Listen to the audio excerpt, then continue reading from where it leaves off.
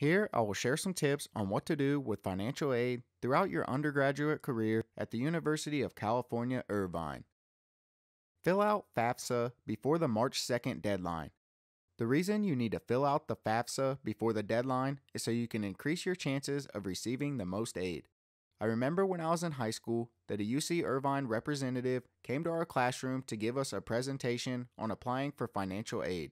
He stated that we should apply as soon as possible because it would increase our chances of getting a scholarship as well as the most financial aid. Know the location of the financial aid office at UC-Irvine. It is especially important to know where the office is located since you will have to turn in required paperwork, and it is much faster when you walk the documents over than to put them in the mail. The office is located towards the front of the campus in the administration building. There is metered parking directly across the way from the office, so it's easily accessible. Know your counselor. It is very important to know which counselor is assigned to your case. A few weeks after my acceptance, I received a notice in the mail that they needed my parents' updated tax returns. I turned them in, and the amount my parents made was slightly higher than what was initially reported on the FAFSA.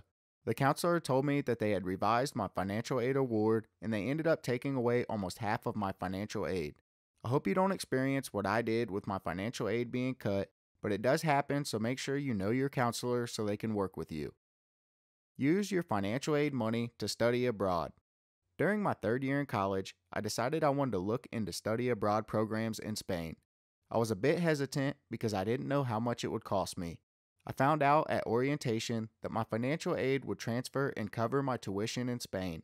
After I found this out, I started the paperwork to transfer my money. I also talked to my counselor, and he told me to take out some student loans as well to cover my food and books and other living expenses. Know the difference between financial aid and student loans. You will receive an award letter at the beginning of the school year that states how much financial aid you will receive and any student loans that will be offered to you. I would advise you to accept the financial aid and to talk to your counselor about receiving student loans.